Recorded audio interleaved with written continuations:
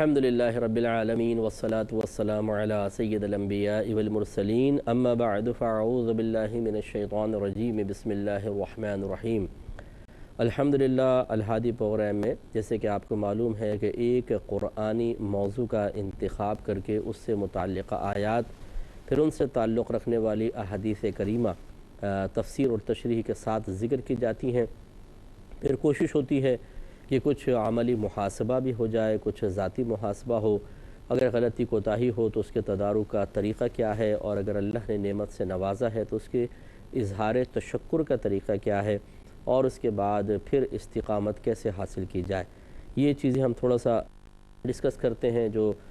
15 سے 20 minute 18-20 minute کے اندر کافی حد تک ہم چیزیں کور کر لیتے ہیں، اور اگر کوئی ان باتوں کو اچھی طرح غور سے سنے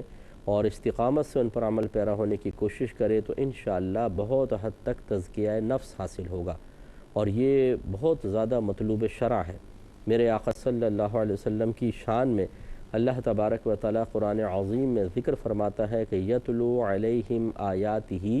ویزکیہم ویعلمہم الکتاب والحکمہ، کہ یہ رسول ان کے سامنے قرآن پاک کی تلاوت فرماتے ہیں،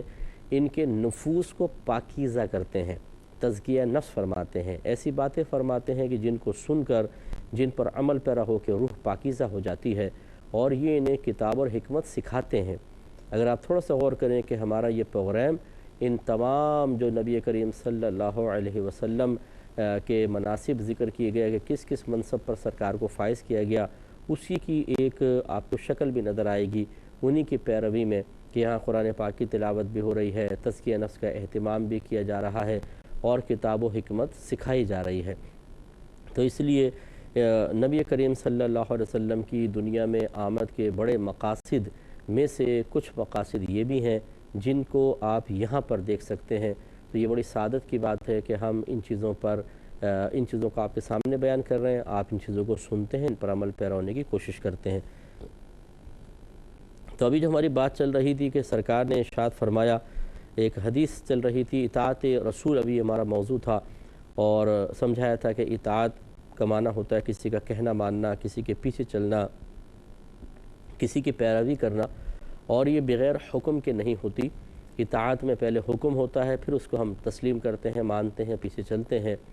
تو نبی کریم صلی اللہ علیہ وسلم کے احکام یقینی سی بات ہے قرآن میں نہیں ہے، حدیثوں میں ہے،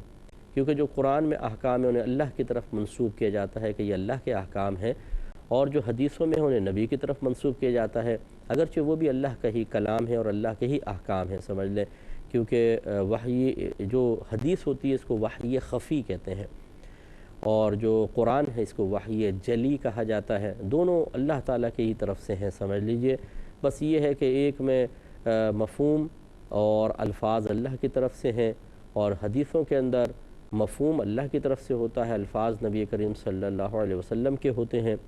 ان کا انتخاب آپ کو کس سپرد کیا گیا ہے، لیکن ہیں دونوں مفاہیم اللہ کی طرف سے۔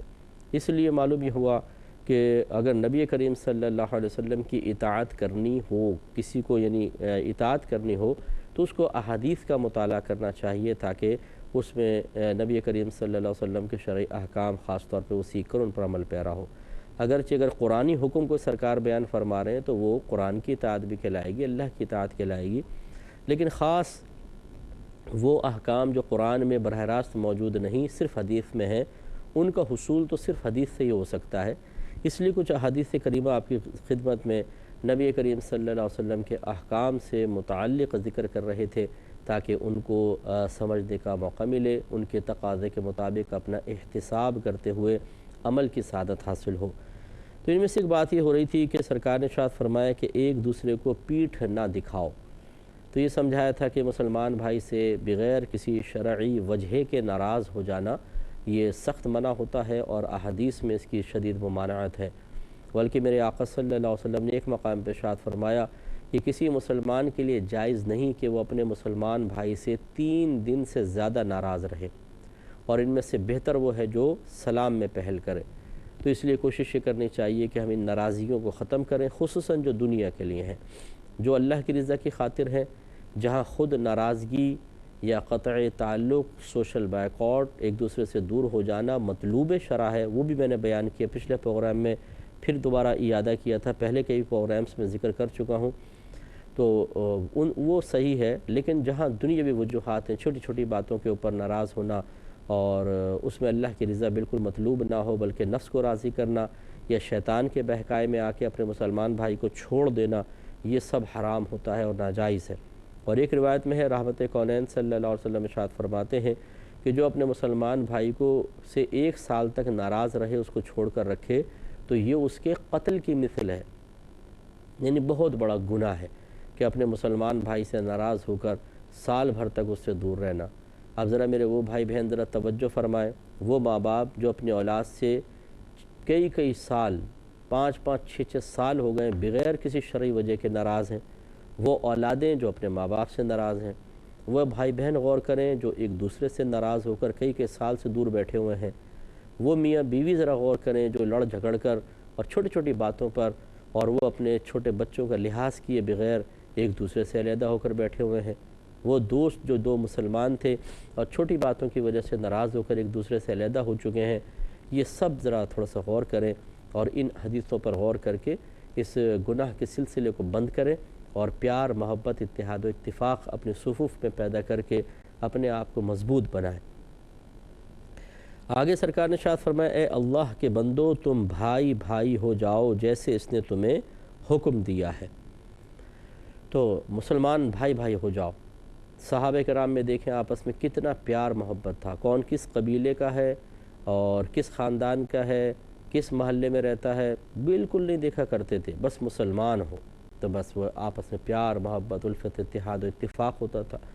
جب سرکار نے ہجرت فرمائی مدینہ منورہ پہنچے ہیں تو وہاں کے جو صحابہ تھے وہ انصار کہلاتے تھے، تو میرے آقا صلی اللہ علیہ وسلم نے ایک مہاجر صحابی کو لیا، ایک انصاری صحابی کو، ان کو آپس میں بھائی بنایا۔ یعنی ویسے تو بھائی ویسے پیدائشی ہم لوگ ہیں، تمام مومنین آپس میں بھائی بھائی ہیں، لیکن اس اعتبار سے کہ مالی لحاظ سے اپنے بھائی کا ساتھ دو گے اور اس کو کسی تکلیف میں مبتلا نہیں ہونے دو گے، تو اس طریقے سے سرکار صلی اللہ علیہ وسلم نے بھائی چارہ قائم فرمایا۔ تو ان میں دیکھیں کوئی ایسا نہیں کہ میں کیوں اس کو پیسہ دوں، میں کیوں اس کو مال دوں، میں کیوں اس کو اپنے ساتھ رکھوں، نہیں۔ یہی وجہ تھی کہ اس وقت کا جو اتحاد تھا اس نے پوری قوموں کو ہلا کر رکھ دیا تھا، اور آج ہمارے ہاں خاندانوں میں اتفاق نہیں، محلوں میں نہیں، کلاسوں میں نہیں، آفس فیکٹری اداروں کے اندر آپ دیکھ لیں جو کام کر رہے ہیں ان کے آپس میں پھوٹ پڑی ہوئی ہے،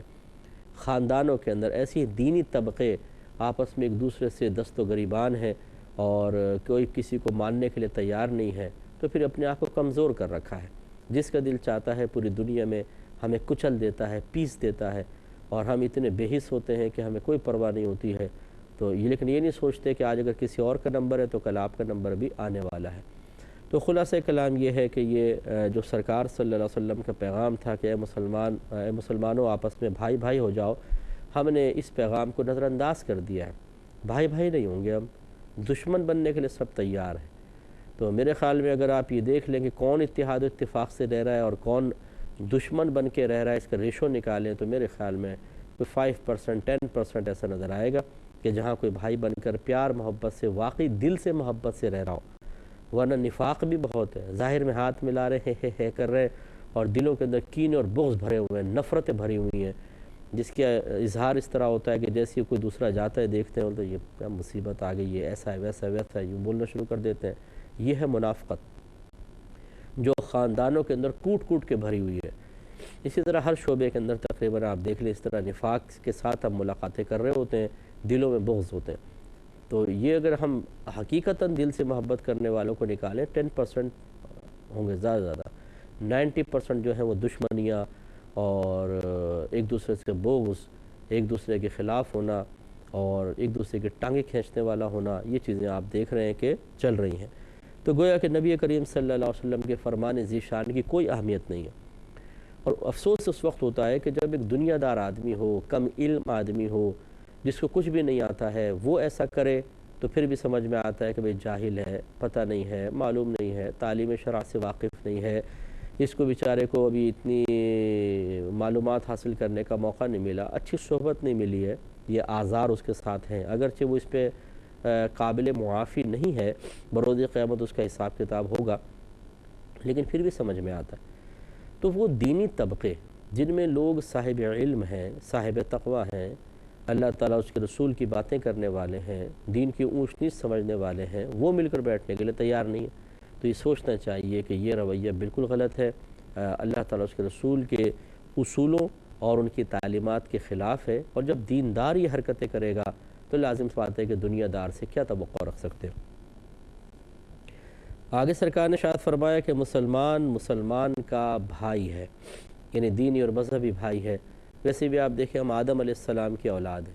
اس اعتبار سے اگر آپ دیکھیں تو ہر شخص ہمارا بھائی بنتا ہے یا کزن بنتا ہے، ہر شخص پوری دنیا کے اندر، چاہے وہ یہودی ہو، عیسائی ہو، کوئی بت پرست ہو، کیونکہ سب ہیں تو آدم علیہ السلام کی اولاد۔ اس اعتبار سے ہمارے آپس میں سب کی رشتہ داریاں ہیں، اگر آپ دیکھیں بنی نوع انسان کی سب کے آپس میں رشتہ داریاں، لیکن پھر ہم اس اعتبار سے کہ مختلف مذاہب میں بڑھ گئے ہیں اور مختلف قبائل کے اندر اللہ نے ہمیں پیدا کیا، اس اعتبار سے ہمیں دوریاں محسوس ہوتی ہیں۔ اور اب اگر مسلمانوں کو لے لیں تو مسلمان بھی آپس میں اگر آدم علیہ السلام کے حوالے سے دیکھیں سب بھائی بھائی ہیں، بہن بہن ہیں، بھائی بہن ہیں، یعنی کزنز ہیں ہم سب، سمجھ لیجئے۔ تو اب سرکار فرما رہے ہیں مسلمان کا بھائی ہے، یہ حقیقتاً ذکر فرما رہے ہیں کہ یا تو آدم علیہ السلام کے اعتبار سے آپ دیکھ لیں بھائی ہیں، اور یا پھر یوں سمجھانا مقصود ہے کہ جیسے بھائی کو بھائی سے محبت ہوتی ہے فطری لحاظ سے، اور اس میں کسی تکلف کی حاجت نہیں ہوتی ہے۔ اگر چھوٹا بھائی گرے بڑا بھائی تڑپ جاتا ہے، بڑے بھائی کو تکلیف ہو چھوٹے بھائی کو تکلیف ہونا شروع ہو جاتی ہے، تو یہ ایک اللہ نے ایک فطری تقاضا رکھا ہے، ایک محبت اور پیار کا تعلق ہوتا ہے، خون کا رشتہ ہوتا ہے۔ اس اعتبار سے سرکار فرمائے مسلمان کا بھائی ہے، یعنی ایک کو تکلیف پہنچتی ہے تو دوسرے کو تکلیف پہنچتی ہے، ایک خوش ہوتا ہے تو دوسرے کو خوشی ملنی چاہیے۔ تو فرما رہے ہیں جیسے کہ مسلمان کا بھائی ہے، نہ اس پر ظلم کرے، نہ اسے بے یار و مددگار چھوڑے، نہ اس کو حقیر سمجھے۔ اس میں 3 سرکار نے احکام بیان فرمائے کہ جب مسلمان کا بھائی ہے تو اسے چاہیے کہ اس پر ظلم نہ کرے۔ تو ظلم کا مطلب ہوتا ہے خلاف شرع، کسی کو جسمانی، روحانی، مالی تکلیف پہنچانا بغیر اجازت شرع کے، یہ ظلم ہے۔ اور ہم دیکھیں باعث تکلیف بن رہے ہوتے ہیں بہت سارے لوگوں کے لیے، کسی کا مال دبا لیتے ہیں، کسی کی عزت خراب کرتے ہیں، لوگوں کے درمیان بٹھا کر اس کی عزت خراب کر رہے ہوتے ہیں، یا آج کل سوشل میڈیا پہ جیسے کسی کی بھی کوئی چیز ڈال کر اور اس کو تماشا بنا دینا بڑا آسان ہو گیا ہے۔ اسی طریقے سے کسی کے راز، کسی کے ویک پوائنٹ حاصل کر کے اس کو عام کر دیتے ہیں، اس طرح اس کی عزت بیچارے کی خراب ہوتی ہے۔ یوں ہی میں تو اکثر سمجھاتا ہوں، بہرحال کوئی شاید اس سے برا بھی مان جاتے ہوں گے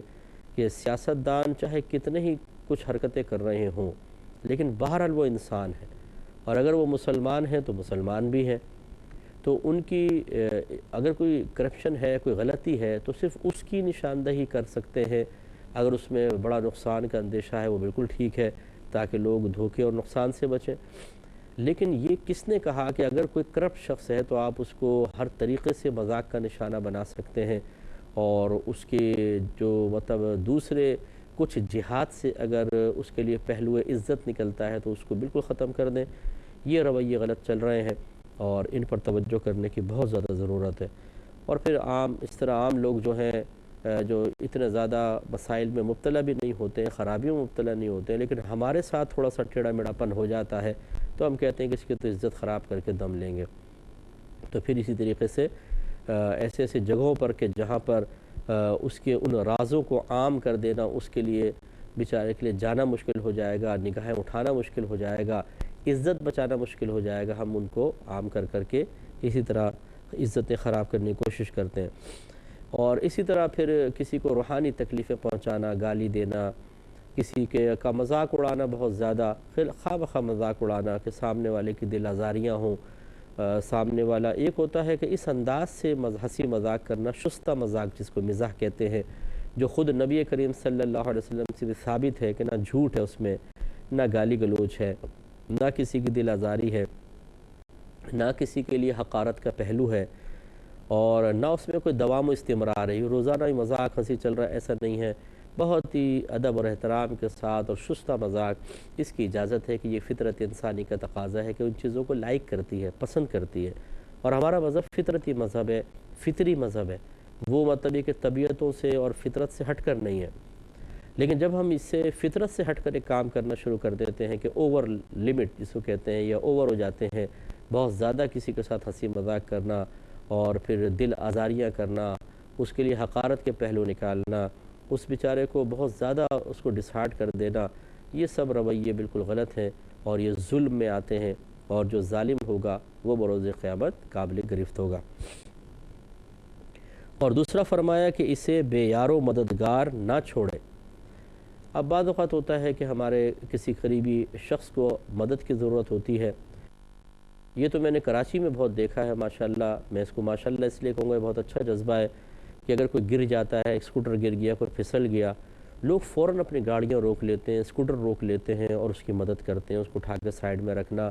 اگر ایمبولینس کو بلانا ہے ایمبولینس کو بلانا، اس کو چڑھانا۔ تو میں نے کئی دفعہ دیکھا ہے کہ وہاں سے ہلتے بھی نہیں ہیں، کافی دیر تک وہاں رہتے ہیں، اس کی دلجوئی کرنا، اسے پانی پلانا، کوئی جوس وغیرہ لا کر دے دینا، یہ بڑا اچھا رویہ ہے۔ اور بعض جگہ میں نے ایسا بھی دیکھا ہے کہ پڑا ہوا آدمی کوئی آ ہی نہیں رہا قریب، وہ کراچی میں نے ایسا منظر نہیں دیکھا، میں نے کہیں اور دیکھا ہے، میں نے علاقوں کی نشاندہی نہیں کرتا کہ خواہ کوئی برا مانے، کیونکہ ہر جگہ ایک شخص کے رویے سے سب کو خراب نہیں کہہ سکتے ہیں، لیکن ایسا میں نے منظر دیکھا۔